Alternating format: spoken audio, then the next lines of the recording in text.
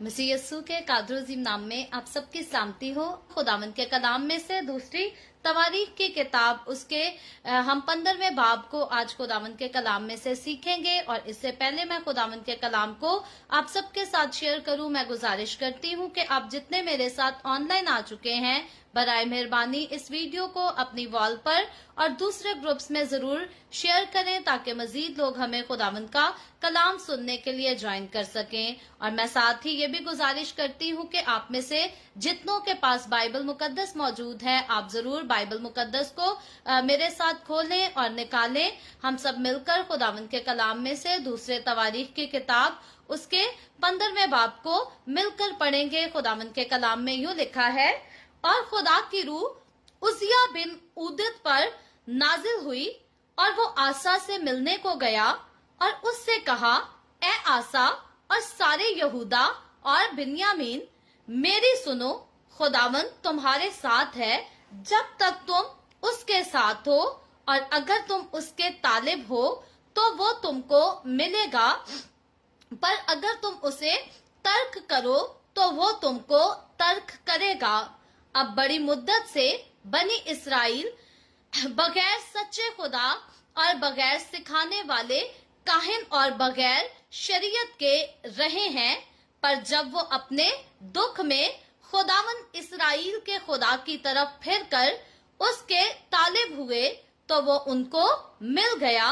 और उन दिनों में उसे जो बाहर जाता था और उसे जो अंदर आता था मुतल्लिक चैन ना था, बल्कि ममालिक के सब बाशिंदों पर बड़ी अजियतें थीं। कौम कौम के मुकाबला में और शहर शहर के मुकाबला में पिस गए, क्योंकि खुदा ने उनको हर तरह मुसीबत से तंग किया। लेकिन तुम मजबूत बनो और तुम्हारे हाथ ढीले ना होने पाए, क्योंकि तुम्हारे काम का अजर मिलेगा। जब आसा ने इन बातों और उदद नबी की नबूवत को सुना तो उसने हिम्मत बांधकर यहूदा और बिन्यामीन के सारे मुल्क से और उन शहरों से जो उसने इफ्राइम के कोहिस्तानी मुल्क से ले लिए थे, मकरू चीजों को दूर कर दिया और खुदावंद के मज़बा को जो खुदावंद के उसारे के सामने था फिर बनाया। और उसने सारे यहूदा और बिन्यामीन को और उन लोगों को जो इफ्राइम और मुनस्सी और शमाउन में से उनके दरमियान बूदोबाश करते थे इकट्ठा किया, क्योंकि जब उन्होंने देखा कि खुदावंद उसका खुदा उसके साथ है तो वो इसराइल में से बकसरत उसके पास चले आए। वो आसा की सल्तनत के 15वें बरस के 3रे महीने में यरूशलेम में जमा हुए, और उन्होंने उसी वक्त उस लूट में से जो वो लाए थे खुदावंद के हजूर 700 बैल और 7000 भेड़ें और कुर्बान की। और वो उस अहद में शामिल हो गए ताकि अपने सारे दिल और अपनी सारी जान से खुदावंद अपने बाप दादा के खुदा के तालिब हों। और जो कोई क्या छोटा क्या बड़ा क्या मर्द क्या औरत खुदावंद इसराइल के खुदा का तालिब ना हो, वो कत्ल किया जाए। और उन्होंने बड़ी आवाज से ललकार कर तुरियों और नरसिंगों के साथ खुदावंद के हजूर कसम खाई, और सारा यहूदा उस कसम से बाग बाग हो गया, क्योंकि उन्होंने अपने सारे दिल से कसम खाई थी और कमाल आरजू से खुदावंद के तालिब हुए थे, और वो उनको मिला। और खुदावंद ने उनको चारों तरफ अमान बख्शी। और आसा बादशाह की माँ मोहका को भी उसने मलका के मनसब से उतार दिया, क्योंकि उसने यसीरत के लिए एक मकरू बुत बनाया था। सो आसा ने उसके बुत को काट कर उसे चूर चूर किया और वादिये किद्रून में उसको जला दिया। लेकिन ऊंचे मकाम इसराइल में से दूर ना किए गए, तो भी आसा का दिल उम्र भर कामिल रहा, और उसने खुदा के घर में वो चीजें जो उसके बाप ने मुकद्दस की थी और जो कुछ उसने खुद मुकद्दस किया था, दाखिल कर दिया, यानी चांदी और सोना और ज़रूफ। और आसा की सल्तनत के 35वें साल तक कोई जंग ना हुई।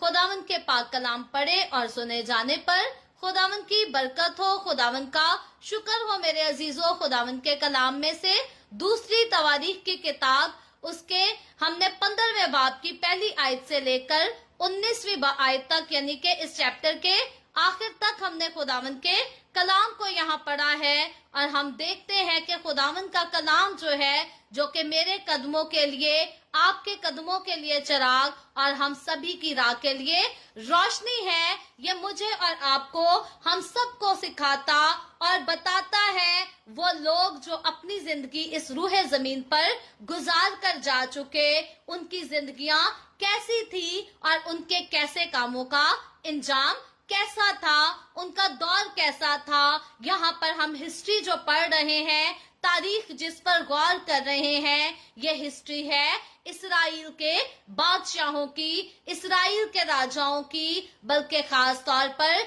यहूदा के कबीले और बिन्यामीन के कबीले पर जो राजा था, उस राजे की हिस्ट्री को आज हमने दूसरे तवारीख की किताब उसके 15वें चैप्टर में पढ़ा है। और यहाँ पर जब हम गौर करते हैं तो यहाँ पर हमने देखा था कि आसा जो है वो किस तरह से जंग लड़कर, कामयाब होकर, फतह पाकर अपनी फौज के साथ वापस लौटता है। और जंग लड़ने से पहले ये खुदा के हाथ को, खुदा के फजल को, खुदा की मदद को मांगता है। और जब इसको खुदा की फेवर मिलती है तो खुदा इसके दुश्मनों को चकना चूर कर देता है। लेकिन हम देखते हैं कि इस बड़ी कामयाबी के बाद, इस बड़ी खुशी के बाद जब ये लौट जाते हैं तो यहाँ पर 15वें बाब की पहली आयत से बयान किया गया है कि खुदा की रूह उस अजरिया बिन उदुद पर नाजिल हुई और वो आसा से मिलने को गया और उससे कहा,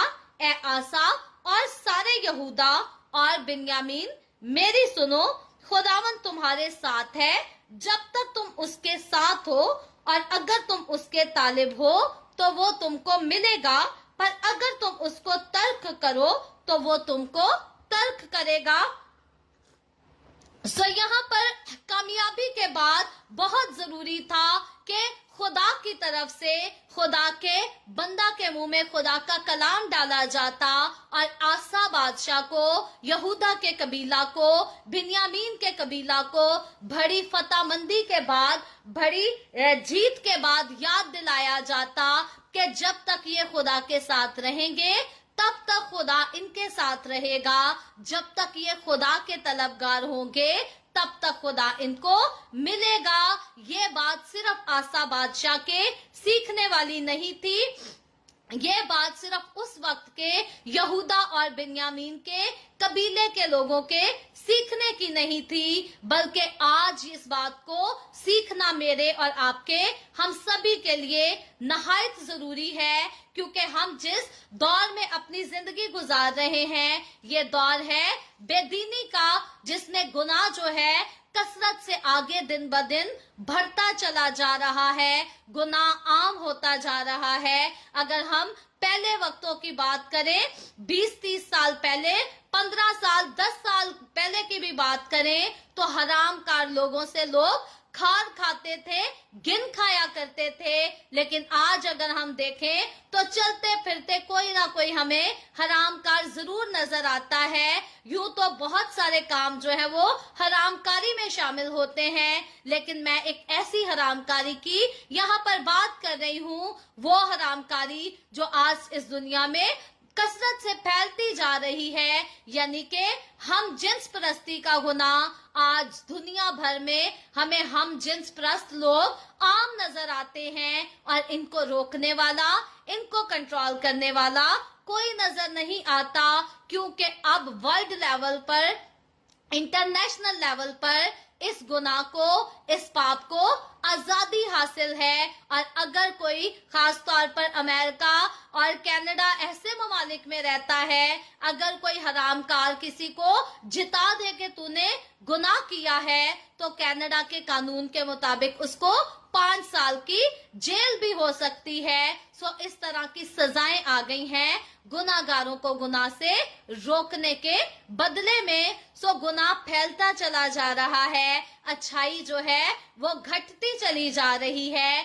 और खुदावंद यीशु मसीह ने इस बात को एक्नॉलेज किया था अपनी जमीनी खिदमत के दौरान कि आखिरी वक्त में ऐसा ही होगा, और बेशक आखिरी वक्त में ऐसा होना जरूर है। लेकिन खुदावंद का कलाम सीखते हुए, खुदावंद के कलाम पर गौर करते हुए, मसीही कहलाते हुए मुझे और आपको, हम सबको खुदा का कलाम आगाही देता है कि हम अपनी जिंदगी में इस बात का ख्याल रखें, ध्यान रखें, इस बात को कभी भूल ना जाएं कि जब तक हम खुदा के साथ रहेंगे तब तक खुदा हमारे साथ रहेगा। जब तक हम खुदा के तालिब होंगे तब तक वो हमें मिलेगा। लेकिन अगर हम खुदा को छोड़ देंगे तो याद रखें, खुदा भी इंसान को तौबा के मौके देता है, क्योंकि आखिर तक खुदा नहीं चाहता कि कोई हलाक हो। खुदा चाहता है कि हर एक की तौबा तक नौबत पहुंचे। लेकिन जब बहुत सारे मौके मिलने के बाद भी इंसान अपनी बदी से, इंसान अपने गुनाह से बाज नहीं आता, तो आखिरकार खुदा उसकी डोर को ढीला छोड़ देता है और कहता है कि जा कर ले अपनी मर्जी। और ऐसा इंसान जो खुदा के कलाम की नाफरमानी करता चला जाता है, खुदावंद का कलाम बताता है कि बेसजा ना छूटेगा।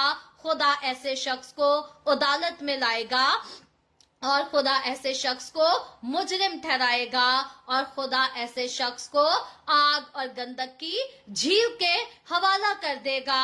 जिस शख्स ने खुदावंद के कलाम को इज्जत नहीं दी, जिस शख्स ने खुदावंद के साथ अपनी जिंदगी नहीं गुजारी, जिस शख्स ने खुदावंद की तलब नहीं की और खुदावंद का तलबगार नहीं हुआ। सो इसीलिए जरूरी है कि हम इस हिस्ट्री को पढ़ते हुए आज अपनी जिंदगियों पर गौर करें कि क्या हम खुदा के साथ हैं, क्या हम खुदा के साथ चल रहे हैं, क्या हम खुदा के तलबगार हैं। अगर तो ऐसा है तो फिर बेशक खुदा भी हमारे साथ है, क्योंकि अगर हम खुदा के साथ चलते हैं तो ऐसा हरगिज मुमकिन नहीं कि खुदा हमारे साथ ना हो। खुदा अपने लोगों के साथ साथ हमेशा रहता है और कभी अपने लोगों को तन्हा नहीं छोड़ता। लेकिन अगर खुदा से दूर हैं तो इस बात को याद रखें कि खुदा हमारे साथ नहीं, हाँ वो हमारा पीछा करता है, वो हमें मौके फराहम करता है कि हम अपने गुनाहों से तौबा करें, अपना दिल, अपनी जिंदगी उसे दें। लेकिन अगर हम ऐसा नहीं करते तो आखिरकार मुजरिम ठहराए जाएंगे। सो यहाँ पर इस बात को आसा को रिमाइंड करा दिया जाता है, यहूदा के कबीला को, बिन्यामीन के कबीला को याद दिला दिया जाता है कि फतह तो ले ली है खुदा से, लेकिन खुदा को भूल ना जाना। कई बार लोग कामयाबी को हासिल करके, बरकतों को हासिल करके खुदा को भूल जाते हैं, खुदा को इग्नोर कर देते हैं। लेकिन खुदावंद का कलाम बताता है कि हमें हर दौर में, हर किस्म के हालात में अपने जिंदा खुदा के तलबगार रहना और उसी की पैरवी करना है। सो आगे चलकर हम देखते हैं तीसरी आयत में लिखा है, अब बड़ी मुद्दत से बनी इसराइल बगैर सच्चे खुदा और बगैर सिखाने वाले काहिन और बगैर शरीयत के रहे हैं, पर जब वो अपने दुख में खुदावंद इसराइल के खुदा की तरफ फिर कर उसके तालिब हुए तो वो उनको मिल गया। और उन दिनों में उसे जो बाहर जाता था और उसे जो अंदर आता था मुतलक चैन ना था, बल्कि ममालिक के सब बशिंदों पर बड़ी अजियतें थी। कौम के मुकाबला में और शहर शहर के मुकाबला में पिस गए, क्योंकि खुदा ने उनको हर तरह मुसीबत से तंग किया। लेकिन तुम मजबूत बनो और तुम्हारे हाथ ढीले ना होने पाए, क्योंकि तुम्हारे काम का अजर मिलेगा। सो यहाँ पर तीसरी आयत से लेकर 7वीं आयत तक जिस पैराग्राफ को हम पढ़ते हैं, जिस दौर के बारे में हम पढ़ते हैं, ये दौर कौम बनी इसराइल के कबीलों की मुसीबत का दौर बताया गया है और बिब्लिकल स्कॉलर जो है इसके बारे में अलग अलग अपनी राय पेश करते हैं, अपने डिफरेंट ख्याल पेश करते हैं। लेकिन याद रहे कि जहां पर बाइबल के स्कॉलर अपनी डिफरेंट किस्म की राय पेश करते हैं, उस बात को हम हमेशा सादगी के साथ सीखते हैं, ताकि किसी किस्म की कोई कंफ्यूजन किसी के जहन में, किसी के दिल में ना आए। अलबत्ता ये बात खुदा ने अपने बंदा मूसा की मार्फत कौम बनी इसराइल को फरमाई थी कि जब कौम बनी इसराइल खुदा के ताबे होगी तो खुदा उसके साथ रहेगा और उसकी हिफाजत करेगा, उसके दुश्मनों से उसको बचाएगा। लेकिन जब कौम बनी इसराइल खुदा से दूर चली जाएगी, खुदा से बेवफाई करेगी, तो फिर खुदा उनको मुश्किलात में डालेगा और दुश्मन के हवाला कर देगा। और कज़ात की किताब में जब हमने काजियों के दौर को पढ़ा तो वहां भी हमने बड़ी डिटेल से पढ़ा कि इससे पहले कि कौम बनी इसराइल में किंगडम आती, बादशाह आते, काजियों का दौर हुआ करता था। तब काजी जो थे वो कौम बनी इसराइल का इंसाफ किया करते थे। और उस दौर में भी ऐसा ही होता था, जब बनी इसराइल खुदा के करीब होते थे तो खुदा इनके साथ होता था। लेकिन जब ये खुदा से बेवफाई करते, खुदा से दूर हो जाते थे, तो खुदा भी इनको छोड़ देता था। पहले सलातीन की किताब, दूसरे सलातीन की किताब में भी जब हमने राजाओं के बारे में, इसराइल और यहूदा के राजाओं के बारे में, बादशाहों के बारे में पढ़ा, तो वहां भी हमें यही सब कुछ मिलता है कि वफादारी के साथ बरकत आती है और नाफरमानी के साथ लानत आती है, तंगी आती है, मुसीबतें आती हैं। और इसीलिए खुदा ने ये चॉइस हमारे सामने रखी है कि हम जो कुछ अपनी जिंदगी में करते हैं एहतियात करके करें, अपने इंजाम को सामने रखें कि अच्छा बोएंगे तो अच्छा काटेंगे, बुरा बोएंगे तो बुरा काटेंगे। 8वीं आयत में आगे लिखा है, और जब आसा ने इन बातों और ओदेद नबी की नबूवत को सुना तो उसने हिम्मत बांधकर यहूदा और बिन्यामीन के सारे मुल्क से और उन शहरों से जो उसने इफ्राइम के कोहिस्तानी मुल्क में से ले लिए थे, मकरू चीजों को दूर कर दिया और खुदावन के मज़बा को जो खुदावन के उसारे के सामने था फिर बनाया। सो यहाँ पर आसा बादशाह की हमें अच्छी खूबी नजर आती है कि खुदावंद के कलाम को जो खुदा के नबी की वसीला से उस तक पहुंचाया जाता है, वो हकीर नहीं जानता, बल्कि उसकी पूरी इज्जत करता, उस पर अमल करता है और हर तरह की बुत परस्ती को दूर करता है। यहूदा और बिन्यामीन जहां रहते थे वहां पर भी, और फिर कोहिस्तानी मुल्क, कोहिस्तानी इलाके जिनको फतह कर लिया गया था, वहां से भी हर किस्म की बुत परस्ती को दूर कर देता है। और 9वीं आयत में लिखा है, और उसने सारे यहूदा और बिन्यामीन को और उन लोगों को जो इफ्राइम और मुनस्सी और शमाउन में से उनके दरमियान बूदोबाश करते थे इकट्ठा किया, क्योंकि जब उन्होंने देखा कि खुदावंद उसका खुदा उसके साथ है, तो वो इसराइल में से बकसरत उसके पास चले गए। सो यहाँ पर हम देखते हैं कि दूसरे कबीलों के लोग जो कि इसराइल के बाकी कबीलों के लोग थे, उनमें से भी वो लोग जिन्होंने देखा कि यहूदा में अब भी जिंदा खुदा की पैरवी की जाती है, उसके साथ चला जाता है। और आसा बादशाह जो है वो खुदा का वफादार है, वो अपनी जगहों को छोड़कर इनके पास आ गए, इनके पास बूदोबाश करने लगे। और यहाँ पर हम देखते हैं कि आसा जो है इन लोगों के साथ मिलकर जो है बुत परस्ती का खात्मा हर जगह से करने की जदोजहद करता है। 10वीं आयत में लिखा है, वो आसा की सल्तनत पर 15वें बरस के 3रे महीने में यरूशलेम में जमा हुए, और उन्होंने उसी वक्त उस लूट में से जो वो लाए थे खुदावंद के हजूर 700 बैल और 7,000 भेड़े कुर्बान की। सो जब हबशियों के साथ इनकी जंग होती है और खुदा इनको फतह बख्शता है। तो जो माल मवेशी लाए जाते हैं उनके बारे में लिखा गया है कि उनकी खुदा की हजूरी में कुर्बानी चढ़ा देते हैं ये लोग। याद रखें, आज खुदावंद हमारा खुदा हमसे माल मवेशी की, गाय की, बैल की, बर्रों की कुर्बानी नहीं मांगता, बल्कि होंठों का फल खुदावंद चाहता है कि हम उसकी हजूरी में पेश करते रहें, उसकी प्रस्तिश, उसकी हमदो सना, उसकी सिताइश करते रहें। और जब हम खुदा की प्रस्तिश में मसरूर रहते हैं तो खुदा हमारी जिंदगियों को बरकतों से भर देता, खुशियों के साथ भरता और रूह के फलों से भर देता है। आगे चलकर 12वीं आयत में लिखा है, और वो उस अहद में शामिल हो गए ताकि अपने सारे दिल और अपनी सारी जान से खुदावंद अपने बाप दादा के खुदा के तालिब हो। बड़े ही अक्लमंद लोग थे कि ये अपनी जगह, अपने मुकाम को छोड़ आए और जिंदा खुदा के तालिब हो गए। खुदा के अहद की इज्जत और खुदा के अहद की इन्होंने पैरवी की। आज भी मुबारक है वो लोग जो हर किस्म की बुराई को अपनी जिंदगी से दूर करते हैं, हर किस्म की बुराई के अड्डे से खुद को निकाल लेते और खुदा के चरणों में आ जाते हैं, खुदा की हजूरी में मसरूर रहते हैं, क्योंकि खुदा ऐसे लोगों को कबूल करता है, खुदा ऐसे लोगों को प्यार करता, बरकत बख्शता है। लेकिन जो खुदा के सामने जिद करते हैं, खुदा के हुक्मों पर नहीं अमल करते, बुरी सोबतों को नहीं छोड़ना चाहते, याद रखें खुदावंद उनसे कभी खुश नहीं होता और उनकी जिंदगी में जो वक्ती तौर की खुशियां होती हैं वो खुदा की बरकत नहीं होती, बल्कि उनका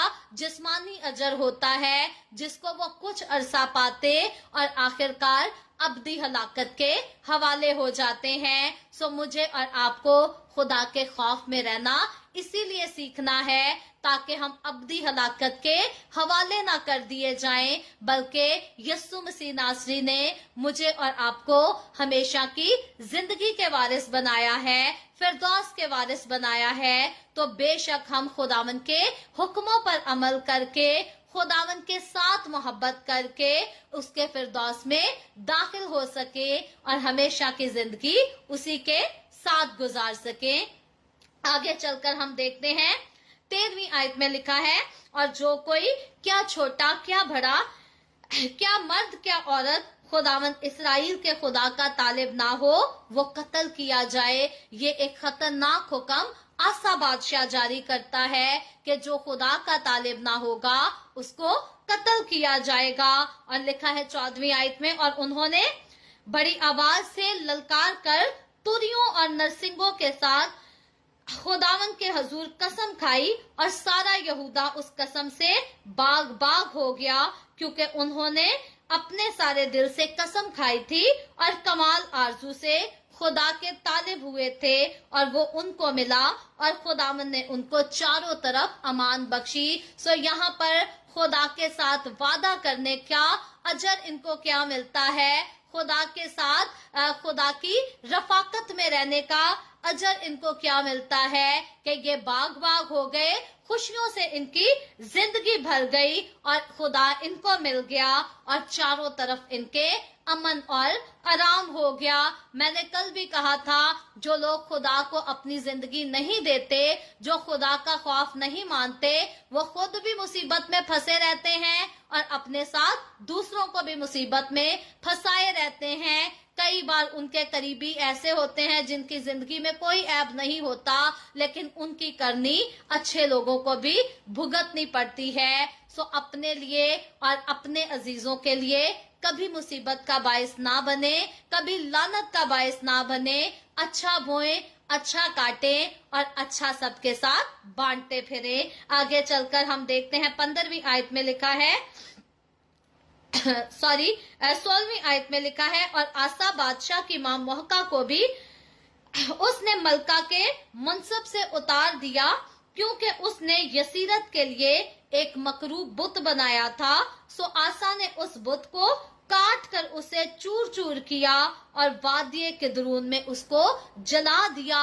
सो यहाँ पर हम देखते हैं कि यहाँ पर बताया गया है कि आसा बादशाह की माँ मोहका को भी, जो कि मलका के ओहदे पर थी, उसको उसके ओहदे से उतार दिया गया। क्या वजह थी? क्योंकि उसने भी बुत बना रखा था, वो भी बुत की पूजा और बुत की प्रस्तिश करती थी, और उसके बुत को भी काट कर चूर चूर कर दिया गया। याद रखे मेरे अजीजों, खुदावंद का कलाम मुझे और आपको यही सिखाता है कि पहली प्रायोरिटी हमें खुदा को देनी है। मुझे याद है कि जब हमने इसी हवाले को पहले पढ़ा था सलातीन की किताब में, तो तब भी मैंने इस बात का जिक्र किया था कि खुदावंद यीशु ने कहा कि अगर कोई अपने बहन भाई को, माँ बाप को, किसी चीज को भी मुझसे ज्यादा अजीज रखता है तो मेरे लायक नहीं। किसी ने एतराज किया था कि ये काम सिस्टर आपने अच्छा नहीं किया, आप बच्चों को अपने माँ बाप की नाफरमानी करना सिखा रही हैं। याद रखे मेरे अजीजों, ये बात खुदावंद यीशु मसीह ने कही है कि मुझे और आपको किसी भी रिश्ते को, किसी भी शख्स को खुदा से ज्यादा अजीज नहीं रखना। आसा ने अगर ये काम गलत किया होता तो खुदा उसको इसकी सजा देता, खुदा का गजब आसा पे भड़कता, लेकिन आसा ने इस बुजुर्गा को इसलिए रद्द किया क्योंकि इसने जिंदा खुदा को रद्द किया और जिंदा खुदा के हजूर बुत परस्ती की। तो खुदा ने आसा की इस बात पर आसा को किसी किस्म की कोई सजा ना दी, उससे नाराजगी का इजहार ना किया, बल्कि जब हम पहली प्रायोरिटी अपनी जिंदगी में खुदा को देते हैं, खुदा इससे खुश होता है, हमें बरकत बख्शता है, हमें इसका अजर बख्शता है। अपने माँ बाप की हमेशा इज्जत करें, हमेशा उनसे प्यार करें, उनका ख्याल रखें, लेकिन अगर अपने माँ बाप कभी बुरा काम करने के लिए कहते हैं तो कभी ना करें, क्योंकि खुदावंद का कलाम मुझे और आपको आगाही देता है कि जो बुरा बोएगा वो बुरा ही काटेगा। चाहे उसने अपने माँ बाप के कहने पर बोया है, बहन भाइयों के कहने पे बोया है, अपने बीवी बच्चों के कहने पर बोया है, माशरे के कहने पर, यारों दोस्तों के कहने पर बोया है, जिसने बुरा बोया है वो बुरा ही काटेगा, और जो अच्छा बोएगा वो अच्छा काटेगा। इस बात को हमेशा याद रखें। कभी भी किसी की खातिर पाप ना कमाएं। हम अक्सरों एक गीत गाते हैं कि जिन्ना लई तू पाप कमावे, यार किसे ना बननाए, बाहर तेनू वेच उजाड़ा, छोड़ अकेला आवनगे। हमारे जीते जी जो लोग हमसे पाप करवाते हैं, हमें मशवरे देते हैं कि तू ऐसा कर ले, ऐसा कर ले, बाइबल की कौन सी बात है? बाइबल में लिखे पर सारे थोड़ी अमल करते हैं, सारा कुछ करते हैं, अपने अपने मतलब की आयतें बना रखी हैं। ये कहकर आज अपने इंसान को गुनाह में उलझा देते हैं, पापों में लगा देते हैं। लेकिन याद रखें, आप जिस किसी के लिए भी पाप कमाएंगे, आखिर में वो आपका यार नहीं बनेगा, आपके काम नहीं आएगा, कब्र में अकेला ही छोड़कर आएंगे। कोई कितना भी किसी से प्यार क्यों ना करता हो, उसकी कब्र में दफन होने के लिए साथ नहीं मर जाता।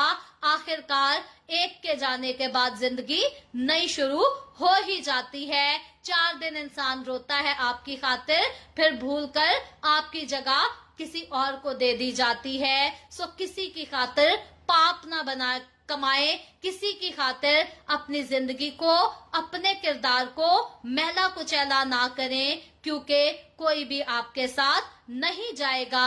आपकी अदालत में आप ही ने खड़े होना है, और खुदा ने आपका इंसाफ जो है वो आप ही के कामों के साथ करना है। अच्छा बोएंगे तो अच्छा काटेंगे, बुरा बोएंगे तो बुरा काटेंगे, और हमेशा की हलाकत में चले जाएंगे।